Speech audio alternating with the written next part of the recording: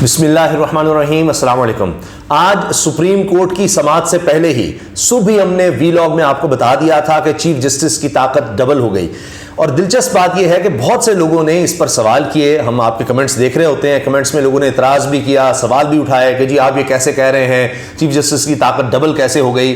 अब यही बात हो रही थी, सब जो सहाफ़ी हैं, जो टाउट सहाफ़ी जिनको कहें, आमतौर पर उनके लिए ये कहा जाता है, उनने सुबह से ही खबरें फैलानी शुरू कर दी थी कि चीफ जस्टिस ने सरेंडर कर दिया, चीफ जस्टिस ने सफेद झंडी लहरा दी कि बस जी ये हो गया, वो जो मुलाकात हुई थी वो काम दिखा गई, कुछ हुआ ही नहीं, देखे रकम भी नहीं आई, चीफ जस्टिस और बेंच खामोश हो गया, ये हो गया, वो हो गया। और फिर आपने देखा कि जब फिर समाअत हुई वजारत दिफा की दरखास्त पर, तो अब तो रिटन ऑर्डर भी आ गया, उस पर हम आगे तफसील से बात करेंगे, लेकिन इस वीडियो में कुछ और बात करनी है। तो गुजारिश ये है कि मैंने उस वीडियो में भी, मैं वो जो लोग सवाल कर रहे थे, एतराज़ कर रहे थे, तनकीद कर रहे थे, उनका हक है, लेकिन उनको बताने के लिए मैं अर्ज कर दूं कि उसमें मैंने बता दिया था कि असल ताकत चीफ जस्टिस की जो दुगनी हो रही है, अवाम उनके साथ खड़े हैं, आइन के साथ चीफ जस्टिस खड़े हैं, वो 14 तारीख दे चुके हैं। और फिर वकला, पाकिस्तान बार काउंसिल की तरफ से लामिया आया कि जी ये कौमी असम्बली ने कह दिया है, पार्लियामेंट ने कह दिया रकम नहीं देनी, तो ये बेंच क्यों कह रहा है हम यौम सियाह मनाएंगे। वो यौम सियाह नहीं मनाया गया, वकला ने उसको रिजेक्ट कर दिया, सबने 90% से ज्यादा वकला ने रिजेक्ट कर दिया। फिर उसमें आपने देखा पाकिस्तान बार काउंसिल के अपने लोग जो हैं, उनकी तरफ से दस्तखत शुदा एलामिया सामने आ गया कि हम चीफ जस्टिस के साथ खड़े हैं, हम सुप्रीम कोर्ट के साथ खड़े हैं, हम आइन के साथ खड़े हैं। तो ये वजूहात है कि चीफ जस्टिस की ताकत आपने देखा डबल होती हुई। और अब अगर किसी यकीन तब भी नहीं आ रहा था, तो अब आप देख लीजिए जो हुक्मनामा आया है, उस पर हम आगे वीडियो में तफसील से बात करेंगे। सिर्फ चंद बातें मैं आपको बता दूं इससे पहले कि हम जरदारी साहब ने जो 45 मिनट के अंदर अंदर गेम डाल दी है उस पर आए, क्योंकि जरदारी साहब देखिए उनको अपना इख्तिदार चाहिए, उनको अपना बेटा बिलावल भुट्टो जरदारी बतौर वज़ीर आज़म चाहिए, उसके लिए वो क्या गेम डाल रहे हैं उस पर हमने बात करनी है असल में। लेकिन ये चीज भी जुड़ती है जो आज समाअत हुई, और देखिए कि चीफ जस्टिस की ताकत फिर आपको डबल होती नजर आई। आज हुकूमत ने सरेंडर किया है, सरेंडर किया है। पहले यही हुकूमत, यही अटॉर्नी जनरल कहते थे कि जी 4-3 का फैसला, 4-3 का फैसला, वो जी हम नहीं मानते, फलां नहीं करते। तो आप देखें कि अब वही अटॉर्नी जनरल कह रहे थे जी सुप्रीम कोर्ट का हुक्म है, कोई मुज़ाकरात, कोई फलां, इधर देख लें उधर देख लें। तो पहली चीज यह है कि आज हुकूमत को सरेंडर करना पड़ा है, आज वो मुज़ाकरात की बात कर रहे हैं। यह हुआ है आज की समाअत में जो सबसे अहम डेवलपमेंट थी। रिटन ऑर्डर में तो जो हुक्मनामा है, जो असल चीज है, रिमार्क्स पे तो हम बना चुके हैं वीडियो, वो आप देख सकते हैं कि अक्सरियत खो दी शहबाज शरीफ साहब ने, तो मैंने उस वीडियो में जिक्र कर दिया था क्योंकि रिमार्क्स से नजर आ रहा था। और अब रिटन ऑर्डर में भी बात आ गई है कि आप बिल नहीं पास करवा सकी है हुकूमत, तो इसका मतलब है उसके पास अक्सरियत नहीं है, अब वो तलवार भी लटक रही है। तो इस तरह तो छुट्टी हो सकती है, और इसका फायदा उठा रहे हैं जरदारी साहब। मैं उस पर आता हूं। तो लिहाजा जनाब बात यह है कि चीफ जस्टिस ने कोई सरेंडर नहीं किया, सरेंडर किया है हुकूमत ने, यह चीज सामने आ गई है। और चीफ जस्टिस डट चुके हैं अपने फैसले पर, वो उससे पीछे नहीं हट रहे। अब जो ही ये समाअत हुई कि जी वजारत दिफा की तरफ से एक दरखास्त आई है कि पूरे मुल्क में इकट्ठे इलेक्शंस हों, एक ही वक्त में हों, तो उसमें समाअत के दौरान जाहिर है कि मैंने तो पिछली वीडियो में जिक्र किया, मैं दोहराना चाहता कि हुकूमत की बड़ी बेइज्जती हुई है। और अब देख रिटर्न ऑर्डर अब जब आ रहा है तो हर कोई इसी पे खबर बना रहा है। हम थोड़ा आज इस पर बात करके फिर रिटर्न ऑर्डर पर आएंगे अगली वीडियो में, वरना ये तवील बहुत हो जाएगी वीडियो में। मैं इस पर जल्दी से जरदारी साहब की तरफ आना चाह रहा हूं, और उसमें मैं आपसे अर्ज कर दूं कि जब चीफ जस्टिस ने, या ये जो सुप्रीम कोर्ट का बेंच है, इसकी तरफ से कहा गया कि जी ये बात हो सकती है कि मुज़ाकरात का एक मौका दिया जाए कि अगर आप सब बैठ कर मिलकर कोई बात कर लेते हैं तो ठीक है। तो 14 मई को इलेक्शंस तो हम कह चुके हैं, फैसला उससे हम पीछे नहीं हट सकते। तो सारे मुल्क में आप इकट्ठे इलेक्शंस करवाना चाहते हैं, हम एक मौका दे देते हैं, तो उसमें देखते हैं कोई बात निकल सकती है। नहीं, पहले आप लोग तो इकट्ठे हों। अब कल बुला लिया गया है लीडरशिप को, और उसमें शाह महमूद कुरैशी और फवाद चौधरी ये जा रहे हैं तहरीक इंसाफ की तरफ से। शाह महमूद कुरैशी और फवाद चौधरी, इनका नाम भी दे दिया गया है। अब ये तो तहरीक इंसाफ का मतलब है, कह रही है कि हम भी मुज़ाकरात की तरफ जा रहे हैं, लेकिन जो ही ये मुज़ाकरात की बात होती है, अब भी रिटन ऑर्डर नहीं आया, अभी तहरीरी हुक्मनामा नहीं आया था। जरदारी साहब 45 मिनट के अंदर अंदर एक्टिव हो गए। जो ही ये बात हुई अदालत में मुज़ाकरात की, 45 मिनट के अंदर एक्टिव हो गए, और पहली हेडलाइन तमाम चैनल्स पे थी कि जी सुप्रीम कोर्ट में समाअत मुकम्मल हो गई, कल सबको बुला लिया गया। अभी मैं तब की बात कर रहा हूं जब ये रिटन ऑर्डर नहीं आया था। रिटन ऑर्डर में तो सब कुछ उड़ा के रख दिया ना हुकूमत को। जो असल चीज़ होती है हुक्मनामा होता है, तहरीर हुक्मनामा। तो जो ही ये खबरें चलना शुरू हुई कि अब कल बुला लिया गया है, मुज़ाकरात का मौका दिया जा रहा है, तो दूसरी हेडलाइन तमाम चैनल्स पे क्या थी, जरदारी साहब ने खैर मकदम कर दिया, जरदारी साहब ने खैर मकदम कर दिया मुज़ाकरात का, हम जी मुज़ाकरात के हामी हैं, बड़ा ज़बरदस्त ये चीफ जस्टिस ने सुप्रीम कोर्ट ने कह दिया है, हम तो इसको खैर मकदम करते हैं, हम बिल्कुल मुज़ाकरात पे जा रहे हैं।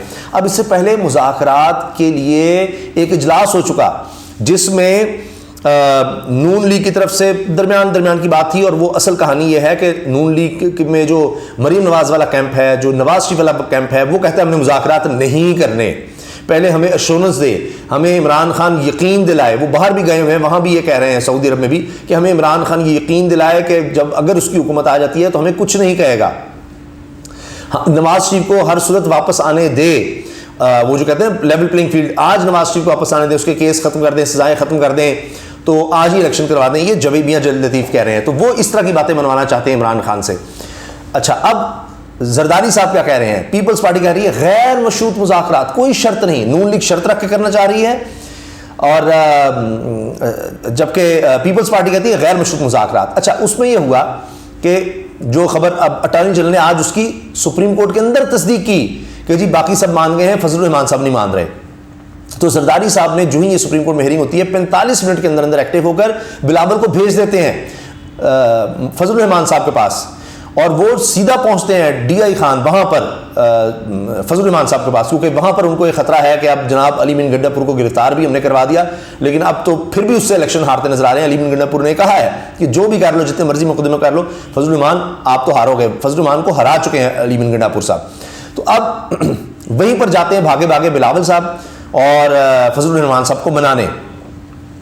अब आप देखिए पॉइंट ऑफ स्ट्रेंथ से मुज़ाकरात कर रहे हैं जरदारी साहब, अभी तो प्यार से खेल रहे हैं, प्यार से इशारे दे रहे हैं, क्योंकि बिलावल साहब का भी रवैया थोड़ा मुज़ाकरात के वाले से सख्त हो रहा है कि जी हमने हर सूरत मुज़ाकरात करने हैं, हम ये फैसला कर चुके हैं, आप माने ना माने असल ताकत तो हमारे पास है। क्यों? अगर फजलुर रहमान साहब नहीं मानते तो भी, अगर समझे कि मुज़ाकरात की तरफ नहीं जाया जाता तो भी इलेक्शंस तो होने ही होने हैं, तो बेहतर है कि मानकर एक फेस सेविंग ले ली जाए, वरना इलेक्शंस होने हैं। अब जरदारी साहब अपना फायदा क्यों देख रहे हैं? जरदारी साहब ये देख रहे हैं कि अगर अब हम सुप्रीम कोर्ट के फैसले पर अमल नहीं करते तो कल को क्या होगा, इमरान खान अगर आता है तो कहेगा जी मैं भी नहीं मानता चीफ जस्टिस काजी फाइसा को, उनके अहकामात को, हम किस मुंह से उसको कहेंगे कि जनाब मानो, तो वो कहेगा जी आप उमर ताब नंदयाल के फैसले को मानते थे, आप सुप्रीम कोर्ट के फैसलों को मानते थे, एक क्राइसिस हुकूमत के दरमियान खड़ा हो जाएगा।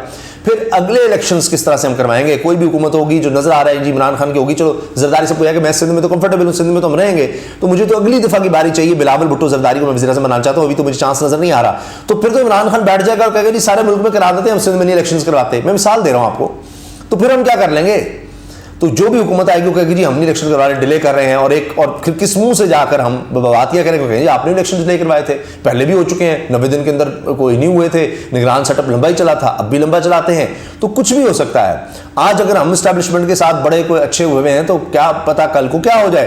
तो ये सब खदशात तो हैं, इसलिए जरदारी साहब जो है वो कह रहे हैं कि हमने मुज़ाकरात करने हैं। और जरदारी साहब को फाइनल पता क्या है जो वो खेल सकते हैं, क्योंकि अब देखिए सुप्रीम कोर्ट की तरफ से कह दिया गया कि आप अगर बजट नहीं पास करवा सकते, ये फाइनेंस बिल ही था ना बजट की तरह का, एक सप्लीमेंट्री के उसके साथ ही कि जी बजट में तो नहीं थे, ये हमने रखा हुआ था इलेक्शंस के लिए, झूठ था खैर है, चले जो भी इन्होंने बनाई ग्राउंड कि बजट में हमने रकम नहीं रखी थी इलेक्शंस के लिए। तो अब हम असेंबली में जा रहे हैं सुप्रीम कोर्ट का हुक्म मानते हुए कि हम तो देना चाहते हैं। वजारत खजाना ने कहा जी हमने समझ तैयार कर लिया, काबीना ने भी दे दिया, हम असेंबली में ले गए, असेंबली पास कर दे बजट की तरह तो हम दे देंगे, तो असेंबली रिजेक्ट कर दिया। तो इसका मतलब है आपके पास काबीना के पास वज़ीर आज़म के पास मेजॉरिटी नहीं रही। अब ये बात सुप्रीम कोर्ट कह चुका है, तो जरदारी साहब यहीं से खेल रहे हैं कि भाई अब अगर अलग हो गए आपसे तो आपके पास तो मेजॉरिटी नहीं रहेगी, हुकूमत तो खुद ही गिर जाएगी। तो जरदारी साहब के पास ये स्ट्रेंथ है, ये ताकत है, वो अलग हो। और पहले भी जरदारी साहब जब एक्टिव हुए हैं तभी हो सका है।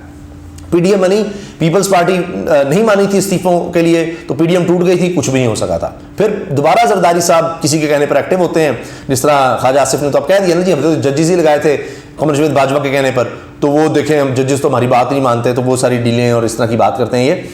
तो जरदारी साहब उस वक्त भी एक्टिव हुए थे, तो ऐसे ही नहीं एक्टिव होते। अब भी एक्टिव हुए हैं। जरदारी साहब को फेस मिल जाएगी, देखिए हमने तो हुकूमत का साथ छोड़ दिया था, इन्होंने महंगाई कर दी थी। बिलावल साहब अब तकरीरें करने लग गए हैं, पार्लियामेंट के अंदर तकरीरें करने लग गए हैं जी महंगाई के वाले से और मुज़ाकरात के हक में। तो जरदारी साहब कहेंगे जी हमने तो हुकूमत का साथ छोड़ दिया था, हम देखें इतनी महंगाई और ये बिल्कुल मुज़ाकरात की तरफ आ रहे थे, ये आइन तोड़ रहे थे, ये चीफ जस्टिस के खिलाफ रेफरेंस फाइल कर रहे थे, हमने तो नहीं किया चीफ जस्टिस के खिलाफ रेफरेंस फाइल। ये जरदारी साहब की स्टेटमेंट है। ना हम नून लीग के साथ चीफ जस्टिस के खिलाफ रेफरेंस में है, ना हम हुकूमत दूली में नून लीग के साथ हैं, वो नून लीग की पॉलिसी है। फिर इसके साथ कहते हैं जी कि मुज़ाकरात, इमरान खान से मुज़ाकरात न करना ये हमारी पॉलिसी नहीं है और हम हुकूमत का हिस्सा जरूर है, हम पीडीएम का हिस्सा नहीं है। ये सुनिए मंदोखेल साहब, वो कहते हैं, मंदोखेल जो तहरीक इंसाफ के रहनुमा है, वो इंटरव्यू दे चुके, उसमें कहते हैं जी इसहाक डार और राना सनाउल्लाह को हटाया जाए। तो ये देखिए किस तरह की बातें हैं, तो ये अपने आप को दूर करना इन्होंने शुरू कर दिया है। फिर इंटरव्यू हामिद मीर को देते हुए कहते हैं जी अक्टूबर से आगे जाना ये फुलिश आइडिया है, बेवकूफ़ी है, अक्टूबर से आगे तो जाने नहीं चाहिए, बल्कि यहां तक कहा कि हम अक्टूबर से पहले इलेक्शन करवाने को तैयार हैं, लेकिन एक ही वक्त में हो, हमें इलेक्शन के एतराज नहीं है, लेकिन सब जगहों पर एक ही वक्त में हो और उससे अक्टूबर से भी पहले आ जाए।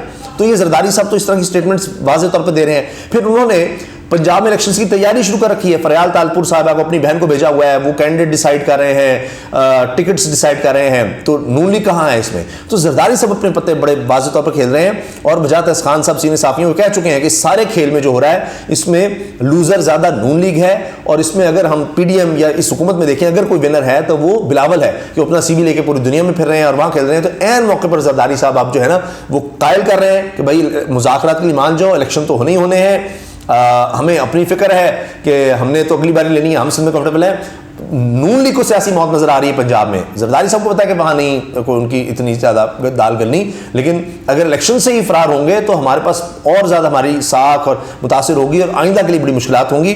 तो लिहाजा वो कह रहे हैं जी मैं मुज़ाकरात की कोशिश कर रहा हूँ, मान जाओ, सारे मान जाओ, मौलाना साहब को भी कह रहे हैं मान जाओ, नहीं तो हमारे पास अलहदा होने का तो कार्ड है ही, वो हम जब हो गए तो आपकी हुकूमत कौन सा रह जानी है।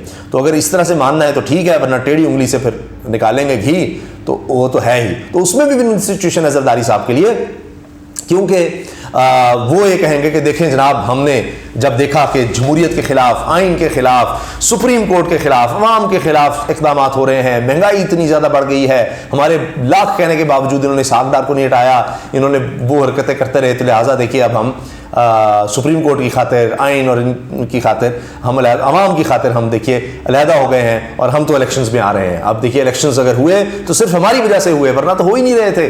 तो वरना तो हुकूमत मान नहीं रही थी, कोई भी नहीं मान रहा था। इमरान खान ने बड़ा जोर लगा लिया, जो मर्जी करता रहता, सुप्रीम कोर्ट ने भी जोर लगा लिया था, हम अलहदा हुए हैं तो जनाब इलेक्शंस हो गए हैं। तो ये जरदारी साहब जो है ना ये गेम अब खेल रहे हैं। इजाज़त दीजिए, अल्लाह हाफ़िज़।